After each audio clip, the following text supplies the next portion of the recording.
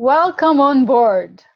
Tariq, thank you very much for accepting our invitation to go online. And it was such a last minute thing. Actually, it came out of nowhere. We were just talking about it, and then at that moment, it just happened naturally. But thank you very much for that, because I know you are a very busy person. And for our listeners, I would like to tell a little bit about Tariq.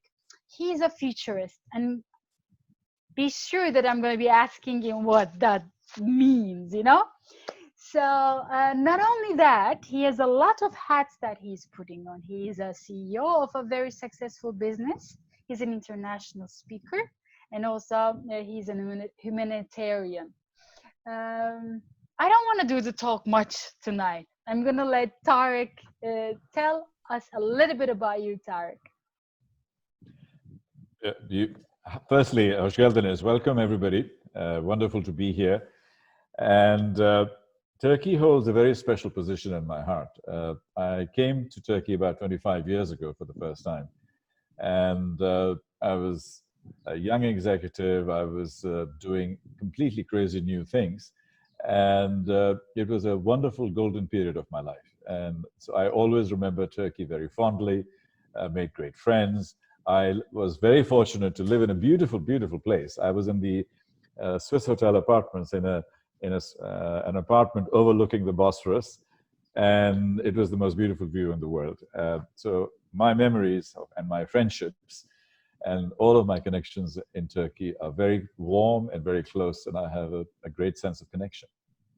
Perfect. So you've been to Turkey a lot, right? I mean, I know you, but our viewers don't much. They don't know you much. So you've been to Turkey a lot. You have also worked with A+ companies, many of them. Tell us a little bit about you, how everything started. Were you always in this business, or in the way that you're contributing to the world? Just a small, briefly, let us get a feeling of you, your background, and how Turkey started and everything. Okay, certainly. I'll give you 30 seconds of my business background, but I think today is much, much more about connecting with what's inside me and how I connect with all of you. The boring business background is I was the head of Dow Jones and Wall Street Journal. When I came to Turkey, I was heading the region. I worked with them for 12 years and looked after Europe, Middle East, and Africa. Then I moved on to become an entrepreneur, and soon after that, I became the publisher of the Times and Sunday Times newspaper. I brought it into this region. It was the first time they were going out in this region, and I helped to put that together. So I was a publisher. And I'll talk about how I changed my careers as I went forward and how I reinvented myself every single time, which is one of the big skills of the future, how to reinvent yourself.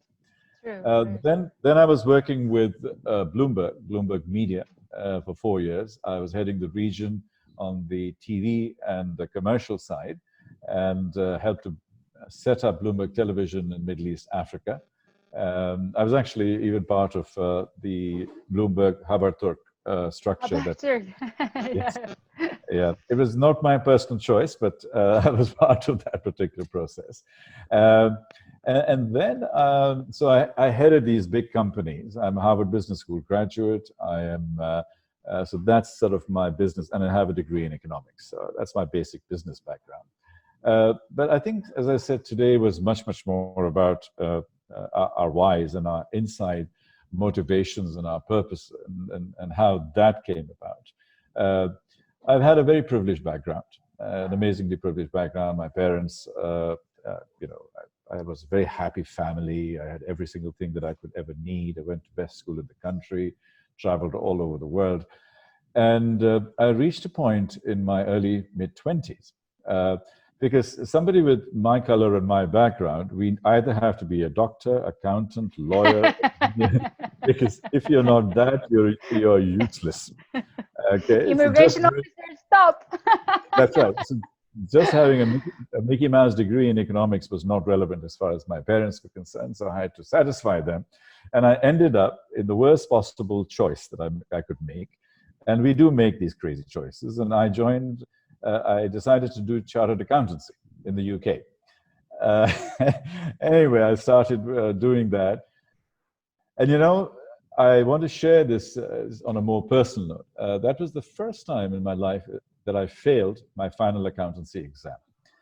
And I had never failed at anything. I was a good athlete, I was a good student.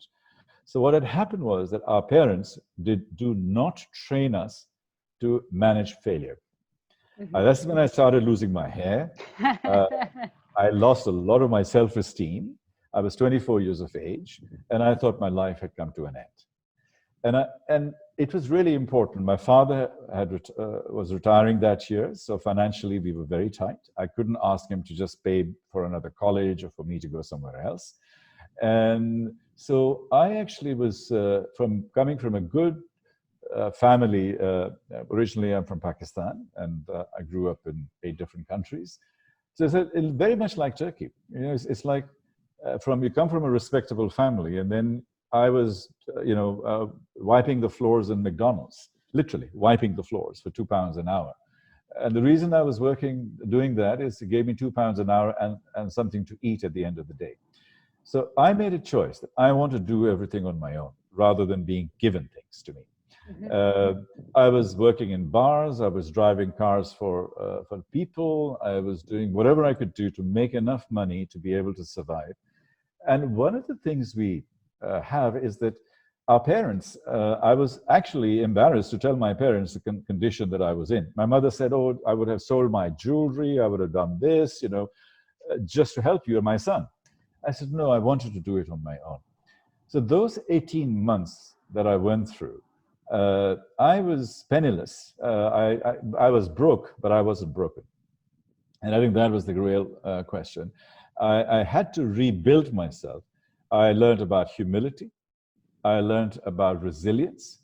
I learned about being able to be resourceful with whatever I could manage. I started learning about some of life skills. And funnily enough, I learned it through failure. Yeah, And this that and is this beautiful. Yeah. so this is, I mean, and I had to sort of do my Harvard degree later to overcome to some extent, and even to prove it to myself. But the idea was that I think we are not good at this. We're not good at failing. So I'll share a funny story. I was teaching a Harvard Business School class last year, and the students, there were 82 students, very smart students. And they said, how long should a resume, how long should a CV be? And so I asked them back as a rhetorical response. I said, "So how long do you think it should be?" Anyway, the consensus was 1 page. And I said, "No, not 1 page, 2 pages." He said, "What? 2 pages? I thought you would make it very simple." I said, "Yes." So I said, "All of you are highly qualified and you are super smart people. Therefore, but to me, you're all the same. You're a commodity. You're a higher level commodity, but you are just a commodity to me." And they were all looking very shocked. I said, "So this is your success CV on 1 page. On the other side is your failure CV. What did you screw up at? What did you learn? How did you move forward from there? How much courage do you have? How much resilience do you have? And what did you learn?" Because as we go forward, particularly post-COVID and all the technological changes that are going on in the world, I want people who have courage before I want to have qualifications. I want people who have resilience and resourcefulness before they have some fancy degree or something like that. So these life skills are the ones that are most important. So I would say that everybody who's listening to this particular podcast should go and write their failure CV and Yeah, what they learned from that. So this is takeaway number 1 from this session. Write a failure CV, so success and failure. And it's not failure, it's about learning experiences, it's about correct, engagement, about correct. understanding things. But I want to see courage, resilience, resourcefulness, humility, the ability to bounce back, knowing when to stop and when to start, and looking into the future and having enough strength within yourself to move forward. So that's suggestion number 1. Amazing, Tariq. And actually, you're talking almost like someone coming from the future. Because what you're sharing right now Yeah. If we take a look at the World Economic Forum report, as well as Accenture Consulting and Gallup reports, everyone has been talking about this, which Yeah. is emotional intelligence and leaders with high skills of empathy. Yeah. Emotions is going to be the number one skill that the future companies will be looking for. So, Yeah. in a way, you're coming from a future company. And you also mentioned that you're a futurist. I'm a member of a group here in Turkey as a futurist group too, but I would love to hear how you define it. Okay. A definition of futurist is very simple. We project ourselves and look at future trends and explain them in today's terms. That's what a futurist does. The one big advantage of a futurist is that we are never wrong today. Think about it. We are never wrong. So I can say No whatever one blah can blah. wrong you either because it's a possibility, you know? Absolutely. It's all in the future. Yeah. But on a more serious note, basically what is happening is that we are trained to be linear thinkers. Our education is very linear, and our brain, neocortex, has developed in a very linear way, while technology and the world is moving at an exponential rate. Correct. So what we have to do is to look at the two trajectories, this trajectory, which is our linear trajectory, and that trajectory, which is the real trajectory. We are on that one. What a futurist does is basically look at the future and anticipate the trends that are happening. And looking, it's funny, after a while, in the beginning, it was difficult for me. But after a while, it's actually very easy to be able to look into the future and sort of see where things are going. Let me give you an example. One of the masters of this type of business thinking is Elon Musk. Yes. And so Elon Musk does not design incrementally from today. He projects himself in the year 2030 and looks back and says, and in the middle, there is a 5 to 10 year gap where it's a chasm, it's a black hole you fall into. We don't have the knowledge of what's going to happen. Let me give you an example. Take Hyperloop. When he launched Hyperloop in 2012-13, people thought he was completely nuts. But he knew that in 15 to 20 years, this particular technology will come into being. And guess what he did? He open sourced it. He put it out there and created a whole movement and built it from there. So now we're getting closer. Now, can the human body take a Mach 4 speed at this point in time? The answer is no. If you ask Elon Musk, he said, I don't know, but we know we will figure it out. So what a futurist does is sort of say, I know that by 2030, we should be able to do rapid transformation and rapid mobility, maybe not with human beings, but certainly with product. So going from Istanbul to Ankara, no roads required, no nothing, simple tube, 20 minutes, 30 minutes, and you have all your stuff delivered on the other side. So this kind of new thinking. He's done it with Tesla cars, exactly the same thing. He's done it with SpaceX, exactly the same thing. And what he does is he looks at first principles, foundational principles. So when he was looking at SpaceX as a rocket, he said if Apollo mission was, when they used to send a rocket into space, each rocket going into space used to cost them $1.4 billion. And he said, that's ridiculous. So he went back to first principle and says, what's the cheapest metal that's available? What's the cheapest energy that's available? So he started from first principles. And that is how SpaceX was created. And therefore, SpaceX was exponentially cheaper, 10x cheaper than the Apollo plan. And therefore, nobody can compete. So what a futurist does is anticipate future trends, look at the way things are going to be there, project yourself into the future and work back, as opposed to incrementally move forward. We are trained to move forward in one step at a time. The other thing is that we are also very geared for solutions. We are very solution oriented as a in our training and our development. How many times as a manager, and I'm sure a lot of you have managed teams who are on this program or on this stream. And somebody comes to you and says, I don't want to hear problems, give me the solution. So what you've basically done is destroyed the curiosity and the capability to ask questions. And you're only looking for solutions.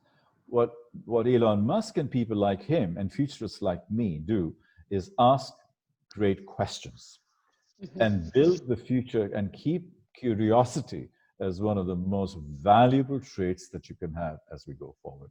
Asking questions as opposed to what's the solution? Because if you're constantly looking for solutions, you will keep working at 1 year at a time. In this COVID environment, it has fundamentally changed again, all over again. Literally, the world was going really, really fast. It's just become 10x faster and 10x more difficult. But the opportunities are also 10x. And we'll talk about that as we go. Agreed. Amazing, amazing. And talking about, and I really liked how you looped it back to COVID, because it's such a situation that we cannot deny. And also, there's huge opportunity in this. Last night, I was on an online meeting with Ford Motors Training Center, because Ford is almost like 100+ years old company, and they have seen this before. So all the other companies that are not having any certainty at all, at least they have a certainty that everything's going to be okay again, because they've seen it. So like our questions were to them, like, what did you do back then, right after this process, or how did you come across with all these things? And the answer was beautiful. I don't know. This is a new one. But I can assure you that they said the leadership style is going to be the same, and you are going to be more humanly leading. And one of the beautiful things, that another one that they said was, we just focused on how our people are feeling. We really cared for our workers. And then we thought about our nation, and we asked these questions like, okay, what do they need now? All these customers that we've been having for so long, it's time for us to support them. And it's such a beautiful mindset, And now they're saying that the number one thing that we will do after COVID will be the digitalizing our education system. But before even we go there, it's more about communication. It's more about how my employees are feeling. So all the things that you were mentioning, like, that's emotional intelligence. Of course, they said, like, we're talking about the business numbers and how are we going to reach the numbers? What shall we do? 3 months, 6 months, 9 months strategic planning. But currently, the best thing that you guys, like, that's what they were saying, build a corporate culture. So I know that you're doing many of those things. That's why I wanted to loop it back to you. Sure. I think it's a wonderful example, and I'll answer this this whole with a couple of stories. The first one, which is extremely and directly relevant, is Airbnb. And Airbnb is a case study which I recommend all of you look at, and please do some research on this. There are some nice videos from CNBC and others who have covered it. Airbnb was, when I speak publicly, one of the first things I start with is trust. And at this point in time, trust is the number one thing that's going to define the future. People need to trust you. The trust is a fundamental future platform and driver that will take us out of COVID. Number two is something called social capital. And social capital is the goodwill, the relationship, the sense of belonging, the connection, the participation, the network that we create, whether as a country to its people or as a company to its participants and employees and team players. And Airbnb made a big mistake because their entire business model was based on trust. And because you're giving the opportunity for people to come and stay with you, right? So you have to you leave your credit card details there, so they can take money immediately. That is all based around trust. And so while they were doing that, one of the people that they have to have with you is the host, the people who are giving their spaces. So they came out with a with a rule that by the 15th of May, and then they extended to 15th of June, that all the hosts will not receive any more refunds for the money that they have already put forward for the first time ever. And what they did was put a crack in that trust. And that's really, really important because your basic business model is on trust. You can't crack that trust. So now they're recovering from that, and he's doing some amazing recovery. And this is what I call a learning moment. And Brian Chesky, who's the founder of Airbnb, is doing that. And he wrote a beautiful letter to his employees. He had to get rid of 2,000 employees. He has 7,500 in the world, so 25% of his employee base. And it's a masterful letter of empathy, of retaining their self-esteem, of ensuring that they get a new job, or that they retain their equity even if they don't qualify, and they all have healthcare for another 12 months. Now, these kinds of things is exactly the way you need to deal with your employees. And guess what? Uber completely screwed it up. They fired 3,500 people on Zoom with a 3-minute message. Completely different. And that's what's about building culture. And that's about how you end up engaging with your people. These 2,000 people that are leaving Airbnb are most likely going to come back at some stage. They'll remain loyal and they'll remain connected. And I think the example in Turkey is a lot of companies will have to get rid of 25, 30% of their people. Question is, how do you do it? And Airbnb has given us a masterclass in how to actually do it after having made a mistake. So they do make mistakes and so on. So let me go back to COVID and COVID crisis. It's a pandemic, okay? So I actually say there isn't one pandemic. Actually, there are 4 pandemics going on right now, okay? Not 1, 4. I know you're shocked. Number 1 is obviously the virus. Number 2 is a pandemic of isolation and loneliness. It's huge. And a lot of mental health problems and a lot of issues are there. Pandemic number 3 is fear and despair. You don't know whether you'll have a job. You don't know what the future looks like. You don't know where to go. You don't know what to do. You're running out of ideas. So despair. And the 4th pandemic is, as human beings, we have something at the back of our head. It's called the amygdala. And it's our fight or flight survival mechanism. Our survival mechanism has clicked in. And because of that, what we do is we watch news and social media and information. There's a pandemic of misinformation, disinformation, and too much information. We are getting overwhelmed with that. The number of conspiracy theories that I get, today I got, this is the world's biggest scam ever. Fine. Now, it feeds my insecurity, but it doesn't help me in any way. And that in itself starts eating you. So these are the 4 pandemics, that's the second learning. Now, when there is an exponential crisis, this is an exponential crisis, we need an exponential response. It cannot be a routine response. It cannot. It's too big. It's too fundamental. So for that exponential response, we'll talk about what those exponential responses could be. So while you're giving that exponential response, we need exponential empathy, we need exponential compassion, and we need exponential humanity. Because once you have those, then the response works. Otherwise, it won't work.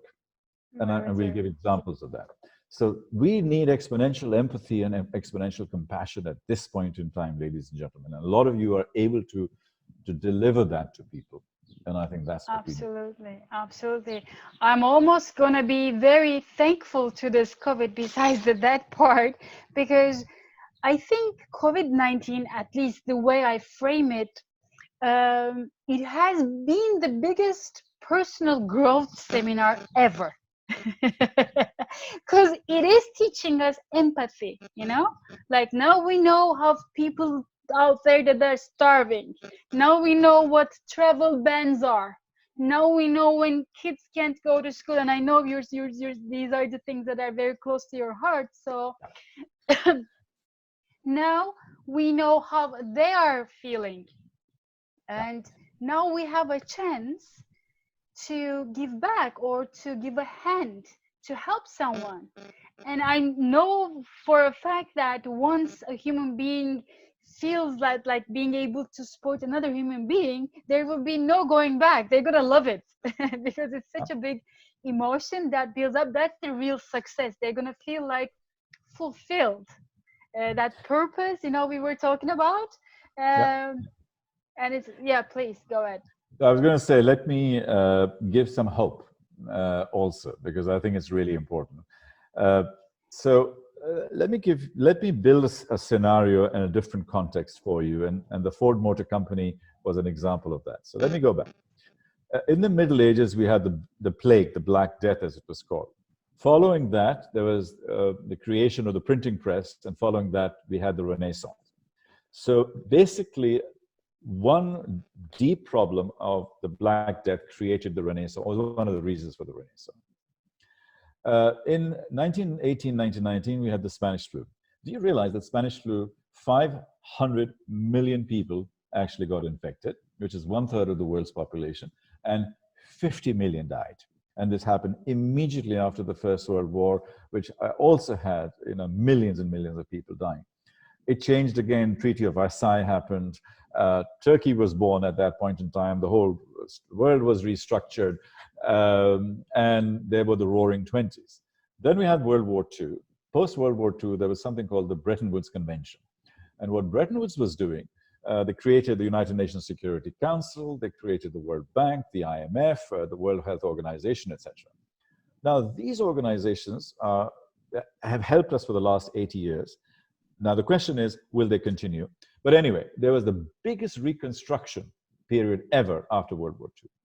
Let's move fast forward to 2009. We had a financial crisis then.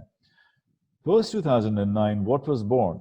WhatsApp, Uber, Airbnb, so shared economies.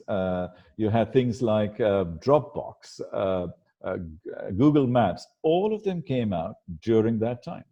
So what it does, it unleashes innovation and creativity like nothing else.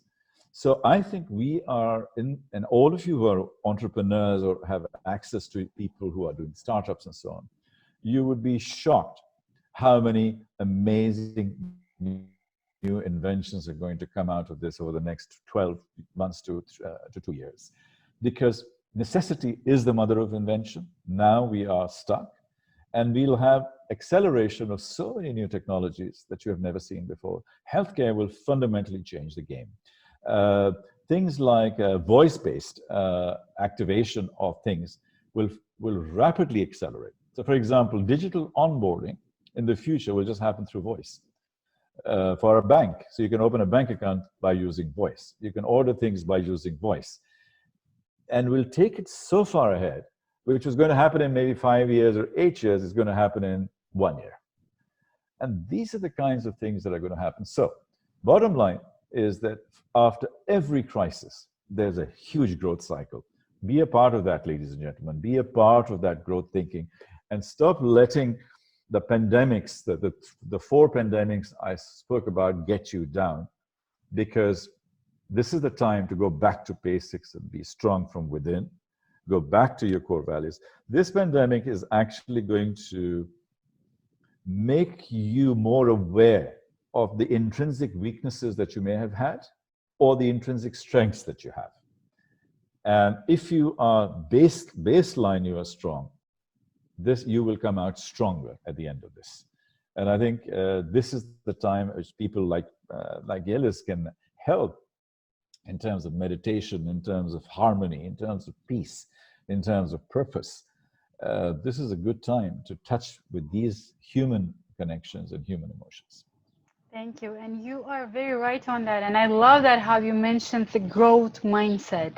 And for our listeners, in a leadership style, whatever the style is, or even at the management levels, you can have a fixed, like a traditional mindset, or with again with COVID, it's getting more and more and more. You can tap into the growth mindset. So if you would just name what these are, a fixed mindset would be, what's wrong with this? Who is responsible for this? It's more like shoving fingers rather than looking at the three fingers and taking responsibility. Yeah, yeah, And a growth mindset is, oh my God, great, there's a problem. That means I'm going to grow. That means there's something that I can learn from this. And this is a mindset that everyone can learn. And it took a while for us as well, like we just didn't yeah, wake up one day feeling good, or we just didn't wake up with, oh great, there's an opportunity when there's a problem. It took, I spent almost 22 years. You're more than like 35, 40 years, right? You've yeah, been in this environment. So it builds muscles and it takes time. Just like Tariq mentioned, you have to train that muscle every day, asking positive questions, and also being with people like Tariq and many other good and high vibration, good minded people that can see a transformative vision. And if we take a look at what's new in the area of digital transformation, again, HRs are looking for people who does have a transformative vision. They say that this is going to be the digital leadership's best skill. So, Tarek, here's my question to you, and thank you very much for also all the companies that you mentioned, which are going to be, I think Turkish cologne, do you know the Turkish cologne that we always give with the lemon yeah. and alcohol? I think that's Mhm. going to go skyrocket. And also we have all these with the alcohol like handkerchief, but a wet ones. They're Mhm. not much used in America. That can go high rocket as well. Yeah. Many things, many things. um, Many things. Yeah, So looking for an opportunity is a mindset. Looking yeah, for what's good in this, again, it's a mindset, and this is trainable. And these are the things that we are doing. We're in the business of letting our people know about the future trends. And so I would like to actually take the question back to you. What have you learned from COVID that you will change in your business? Or that what inspired you in COVID-19 that you're going to do differently in the future? yeah. Uh, I've never stayed at home for 2 months at a stretch. So That's new. it's that's new. So what the first thing that happens is that it gives you time for reflection, time for introspection, time for thought, and trying to do things that you have been not doing as much. So I think that's one of the things I will do, is to actually have quiet time, and schedule quiet time. The second thing is that uh, we shut our offices for social distancing on the 10th of March. So it's actually been just over 2 months. And it was quite early. And the interesting thing was that I mean, I'm a global speaker. I literally I had 4 or 5 major events that I was going to travel to and things like that. Everything got canceled, zero. So my business came down to zero, my speaking business. Every other thing, every other training program that was doing, every seminar that we were doing, everything gone, zero.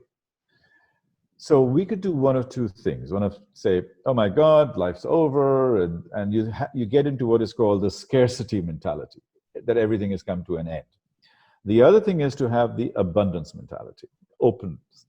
And the abundance mentality is, which is your positive thinking and growth mindset, is that what can we do now to redefine and reinvent ourselves? Mm-hmm. And in 3 weeks, we completely pivoted and put all our products, it took about a month, I would say, all our products online. We redefined everything. We went back to the customers. We changed our pricing models. So if I used to get a $10,000 for a 30-minute keynote speech, I get $1,000 for a whole day's work. Now, should I accept that? And because if my mindset is stuck for $10,000 for a keynote for 1 hour of work, and now suddenly I'm down to 1/10 of that, emotionally I should be saying no.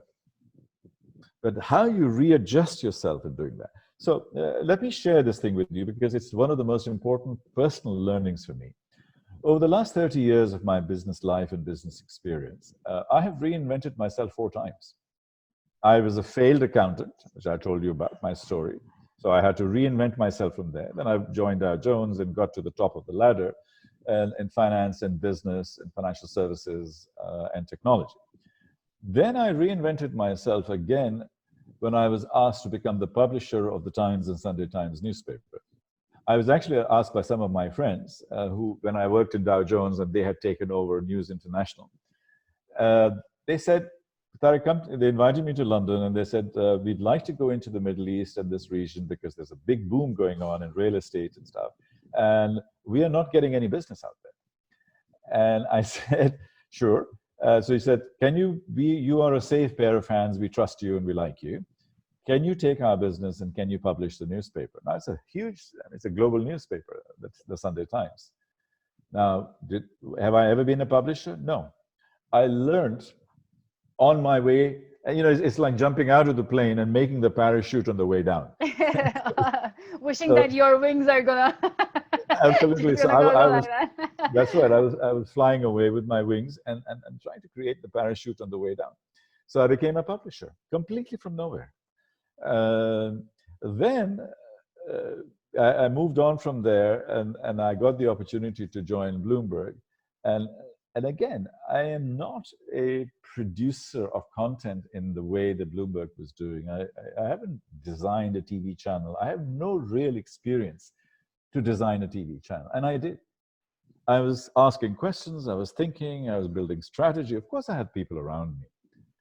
But again, I reinvented myself and created a commercial distribution business that I knew very little about. And then I became a philanthropist because I created my own platform in philanthropy. And now I am an entrepreneur and building myself as a futurist. I've just been a futurist for the last 3.5, 4 years. And I'm building my mastery in that aspect. So actually, it's now 5. So a failed accountant, business finance and growth through that, a publisher, a television top television executive, a philanthropist, and now a futurist, an entrepreneur. So how can I do that 5 times? I had to. So one of the great things is to unlearn before you relearn. Alvin Toffler is a famous philosopher. He said that the illiterate of the future will not be the ones who cannot read or write, but they will be the ones who cannot unlearn, learn, and relearn. Very important for this COVID crisis. We need to unlearn many, many things. About 3 weeks ago, I spoke to about 60, 70 Turkish CEOs, and I said, folks, tomorrow morning, think of one thing that you can unlearn. One thing. It could be the way you, look at your financial accounts because it's not working anymore. The way you design your HR strategies. It's not, you may have to unlearn something and say, this is my new environment, and then redevelop. Like Airbnb and Brian Chesky did. He's never fired 2,000 people. He's never had a dip of his business, which is so big. Well, he's now learning. But he had to stop to unlearn, make a mistake, screw up, and then relearn. Wow. So that's one of the things. One of the other takeaways is that, folks, think of all the things you can unlearn. My COVID crisis has helped me to unlearn a lot of things. Wow, beautiful. So unlearning and also going on digital. Like the last night's meeting, as I was sharing with you, the Ford company and how they're going to reinvent their education style in the company as well. Yeah. They are moving all learnings into a digital platform. They were doing it, but just like you said, COVID exiled everything. But the very first thing that they needed to deal with was the opposition. When there is a change, when a change comes, it's a very natural human tendency to go like, oops, I don't know that. So let me think a little bit, hold on. And I once in a while give this example.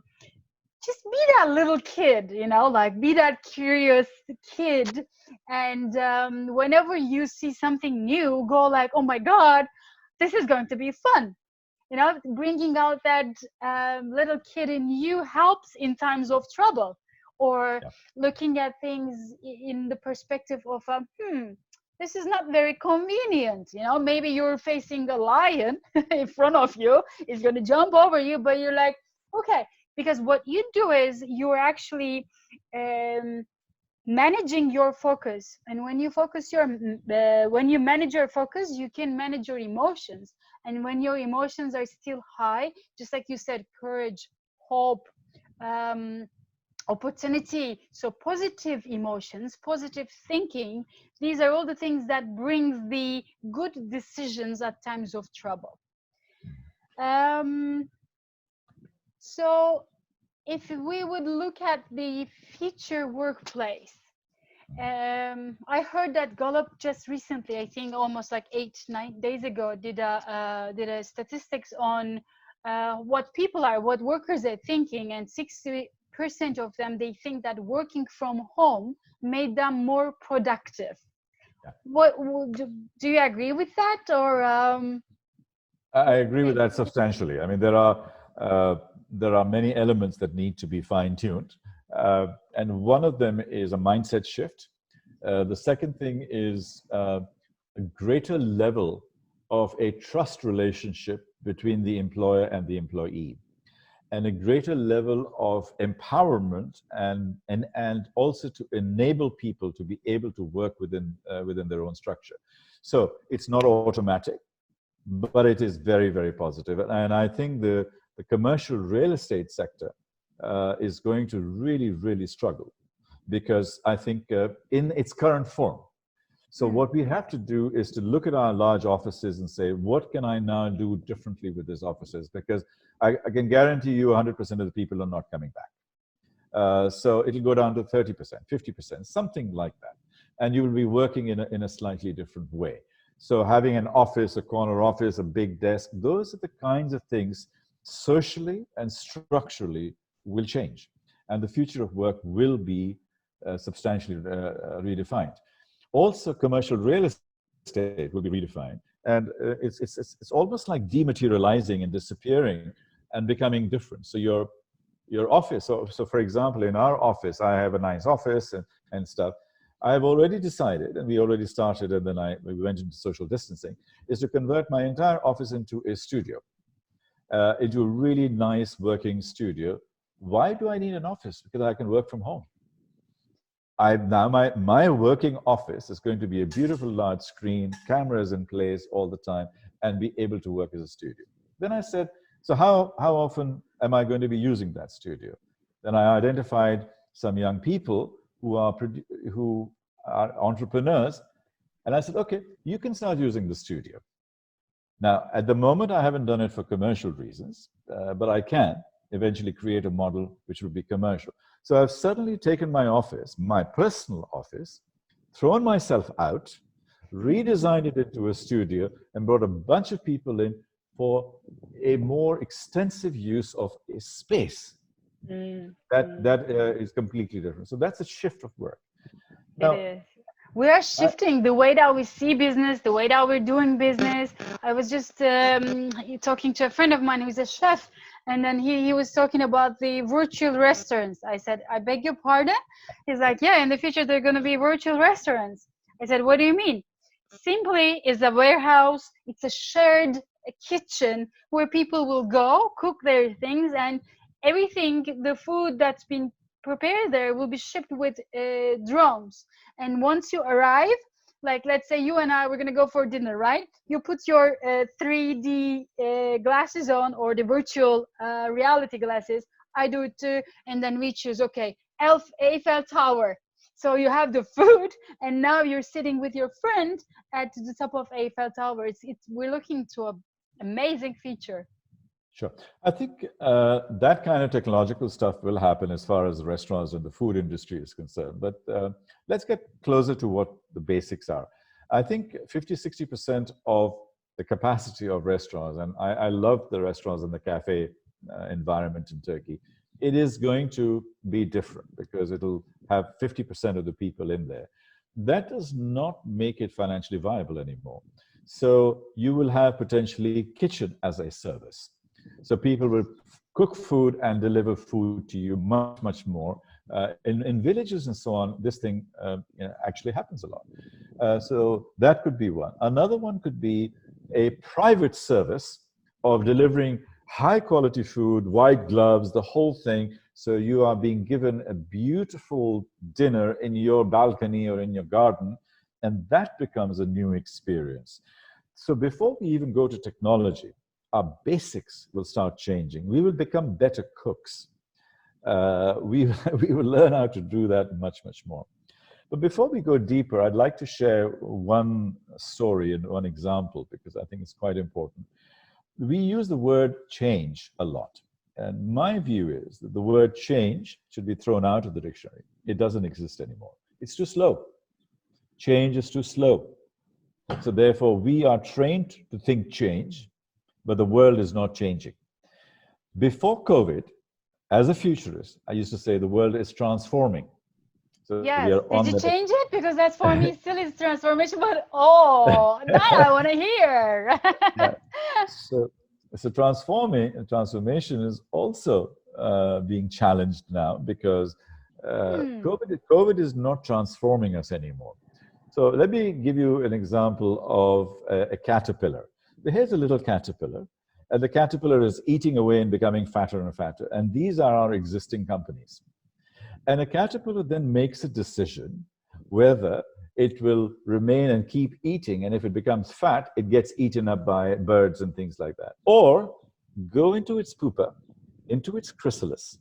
When a caterpillar makes that courageous decision to go into its chrysalis, it basically liquidizes itself completely and then reforms itself and then opens up the pupa and comes out as this beautiful, blazing, vibrant, colorful butterfly. So it had to change its form to create a new form. And that's called metamorphosis. It is. Exactly. So, It's very so, true. so transformation is not going one level up, it's going into metamorphosis. Interesting way So, of looking at it.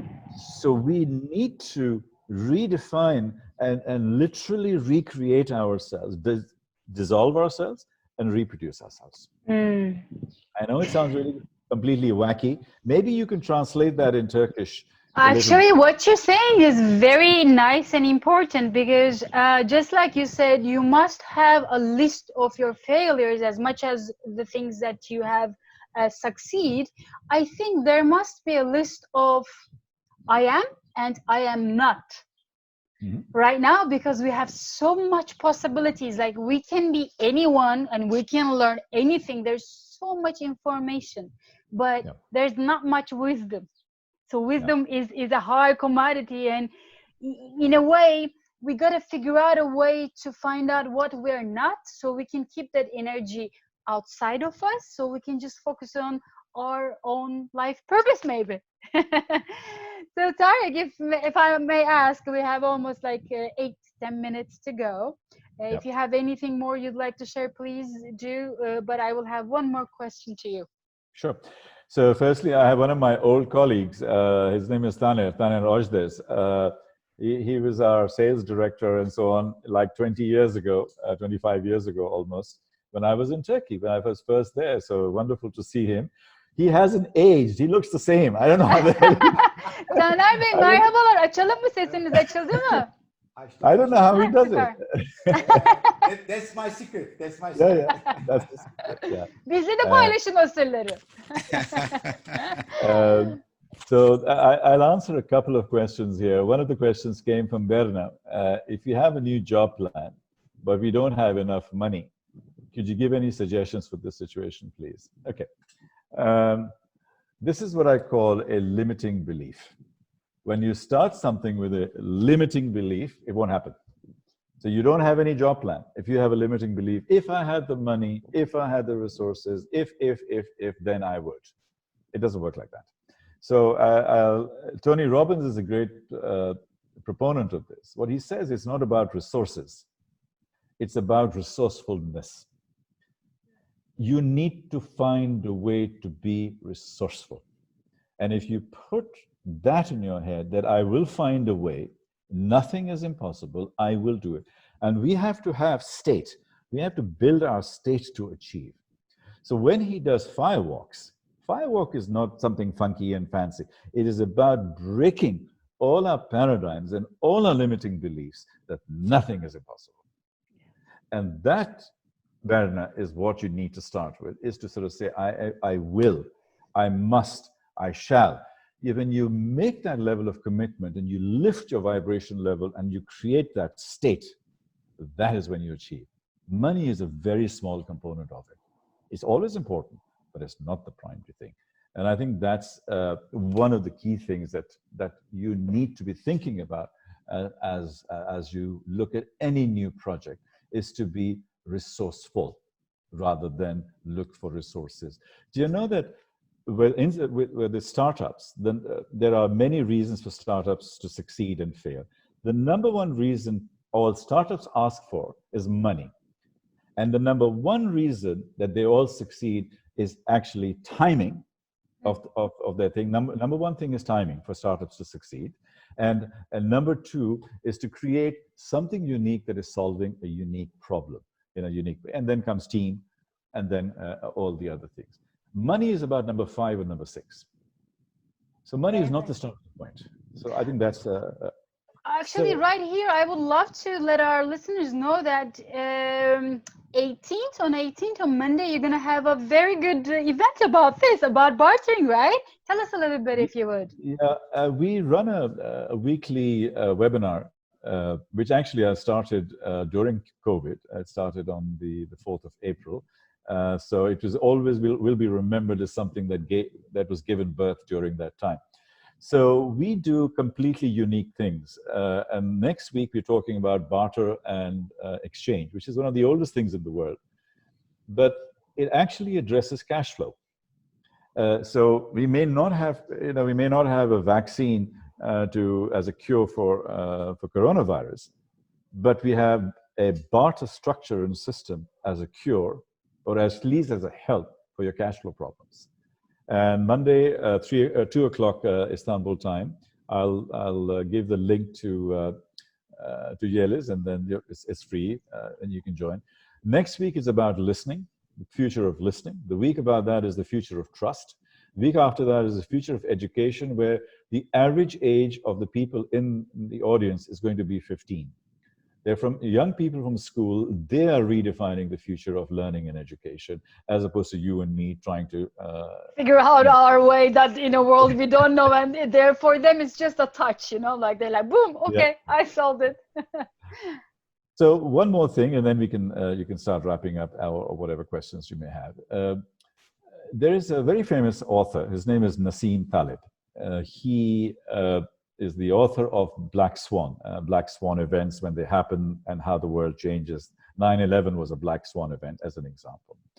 He has written a book which everybody should look at least an executive summary for the concept of it. It's called Anti-Fragile. So there are 3 types of companies. Company number 1 is a fragile company. So when this COVID hits you, bang, they become weak, start falling apart. They were already weak. This thing just accelerated their demise. That's basically what's happening. And it's very sad to say, 25-30% of the companies will disappear because they were never strong enough. They were just hanging in there through a loan or through help, through this, through that. That's number 1.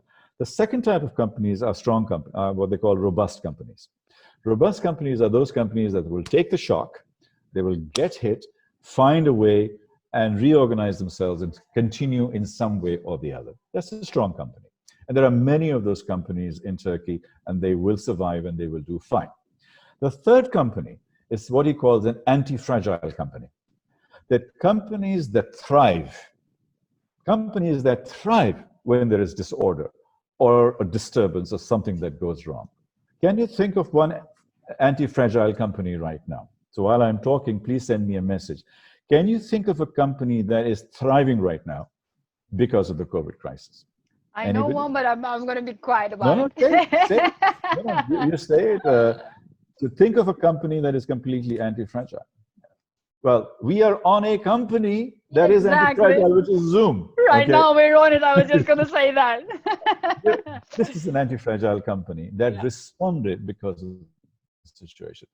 Let's take another example. Can anybody else think of anything else?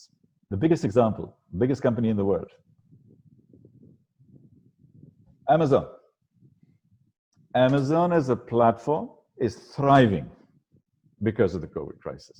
It's gone up $24 billion in valuation. Google is another one of them. Werner wrote that.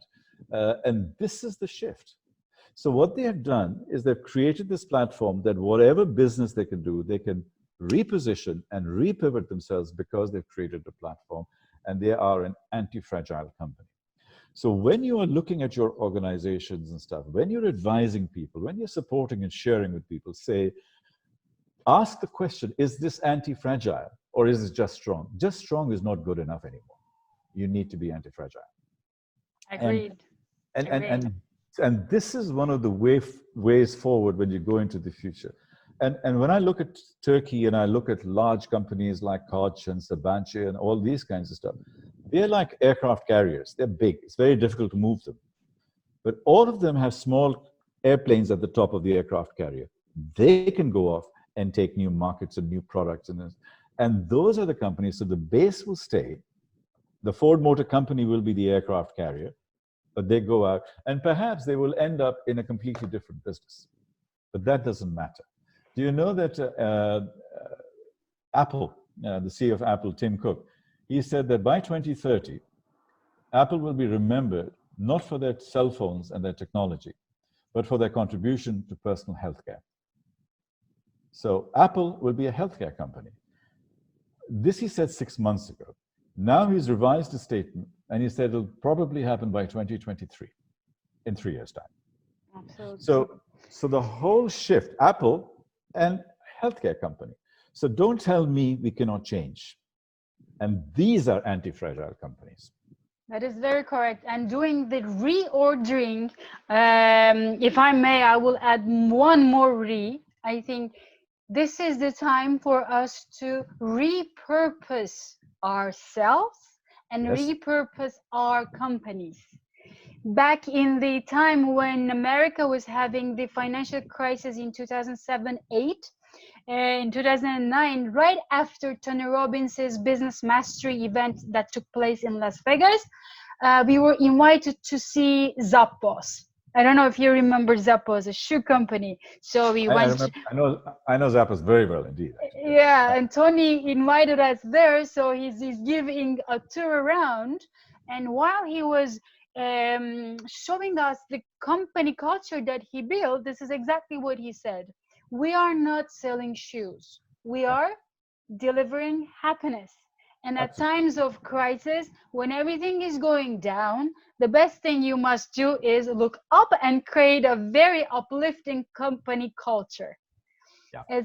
And in order to do that, you must have a very high purpose, something that's providing and contributing not only like to receive, but to contribute to your nation, to the world. Absolutely. I think those are very important. And at this point in time, every single company needs to do a little bit of soul searching. Every single person needs to do that soul searching. And please go back to basics. Banking needs to go back to basics. You know what's the basic of banking? 3 things. Store money, exchange money, lending, and credit. These are only 3 things that a bank does. So if you can put a wallet around that and put it up in a cloud, that's the new banking. That's how banking of the future will be done. It's already started in China and other places in Africa. So the banking of the future is going to be done. And a lot of fintech companies are coming out to do that. You look back at any business, you look at and identify why we were there. The business of Airbnb was built around trust. What they have to do is to rebuild trust or maintain trust.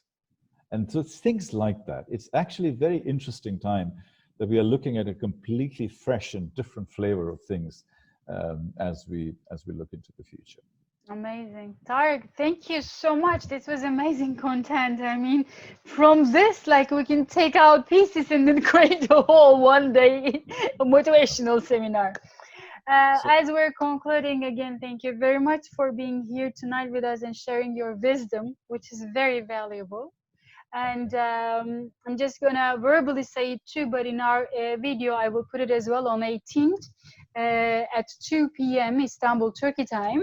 Tariq will be having a beautiful event online. I'll be sending all our listeners and viewers the link.